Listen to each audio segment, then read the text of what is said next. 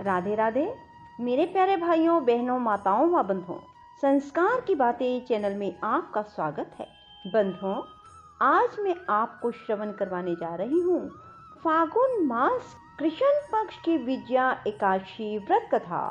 बंधुओं, जो कोई भी विजया एकादशी का व्रत करते हैं या फिर विजया एकादशी व्रत कथा को सुनते हैं, उन्हें हर क्षेत्र में विजय प्राप्त होती है। बंधुओं, फागुन मास के कृष्ण पक्ष की एकादशी का शास्त्रोक्त नाम है विजया एकादशी।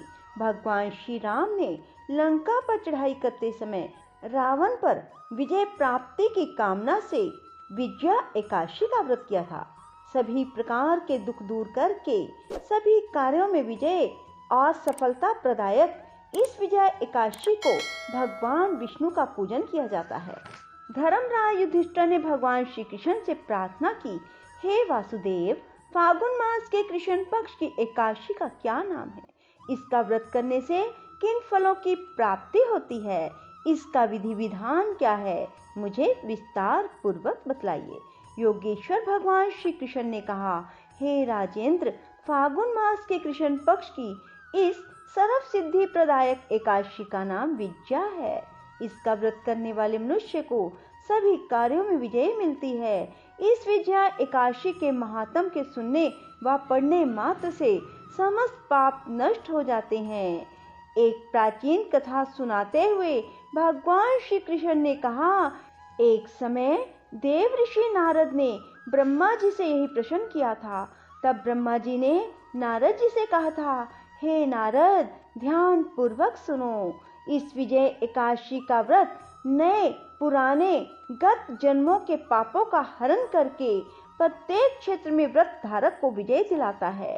रामायण के प्रसंग का वर्णन करते हुए ब्रह्मा जी ने कहा, त्रेता युग में मर्यादा पुरुषोत्तम श्री रामचंद्र जी को जब 14 वर्ष का वनवास हो गया, तब वे श्री लक्ष्मण और सीता जी सहित पंचवटी में निवास करने लगे। वहां से दुष्ट रावण ने जब सीता जी का हरण कर लिया, तब श्री राम जी और लक्ष्मण जी अत्यंत व्याकुल हुए और सीता जी की खोज में चल दिए। घूमते घूमते जब वे मरणासन जटायु के पास पहुंचे, तो जटायु उन्हें सीता जी का वृत्तांत सुनाकर स्वर्ग लोक चला गया। कुछ आगे जाकर उनकी सुग्रीव से मित्रता हुई और बाली का वध किया। हनुमान जी ने लंका में जाकर सीता जी का पता लगाया और उनसे श्री रामचंद्र जी एवं सुग्रीव की मित्रता का वर्णन किया। वहां से लौटकर हनुमान जी श्री रामचंद्र जी के पास आए और सब समाचार कहा। श्री रामचंद्र जी ने वानर सेना सहित सुग्रीव की सम्मति से लंका को प्रस्थान किया। जब श्री रामचंद्र जी समुद्र के किनारे पहुंचे, तब उन्होंने मगरमच्छ आदि से युक्त अथाह समुद्र को देखकर लक्ष्मण जी से कहा, इस समुद्र को हम किस प्रकार पार कर सकेंगे? श्री लक्ष्मण जी कहने लगे, हे पुरुषोत्तम, आप सब कुछ जानते हैं। यहाँ से आधा योजन दूर कुमारी द्वीप में वक्दालभ्य नाम के मुनि रहते हैं। उन्होंने अनेकों ब्रह्मा देखे हैं। आप उनके पास जाकर इसका उपाय पूछिए। लक्ष्मण जी के इस प्रकार के वचन सुनकर श्री रामचंद्र जी वक्दालभ्य ऋषि के पास गए और उनको प्रणाम करके बैठ गए। मुनि ने उनसे पूछा, हे राम, आपका आना कैसे हुआ? रामचंद्र जी कहने लगे, हे ऋषिवर, मैं अपनी सेना सहित यहाँ आया हूँ और राक्षसों को जीतने के लिए लंका जा रहा हूँ। आप कृपा करके समुद्र पार करने का कोई उपाय बताइए। मैं इसी कारण आपके पास आया हूँ। महर्षि वक्दालभ्य बोले, हे दशरथ पुत्र राम, फागुन मास के कृष्ण पक्ष की एकादशी का व्रत करने से निश्चय ही आपकी विजय होगी। साथ ही आप समुद्र भी अवश्य पार कर लेंगे। इस व्रत की विधि यही है कि दशमी के दिन स्वर्ण, चांदी, तांबा या मिट्टी का एक घड़ा लेकर उसे जल से भरकर उस पर 5 पल्लव रखने के बाद उसे वेदी पर स्थापित करें। 7 अनाज एक जगह मिलाकर घड़ा रखने हेतु वेदी बनाएं और घड़े के ऊपर जौ रखें। जौ के ऊपर भगवान श्री नारायण की स्वर्ण प्रतिमा स्थापित करें। एकादशी के दिन स्नान आदि नित्य कर्म से निवृत्त होकर धूप, दीप, नैवेद्य, नारियल आदि से भगवान की पूजा करके वह दिन भक्ति पूर्वक घड़े के सामने व्यतीत करें।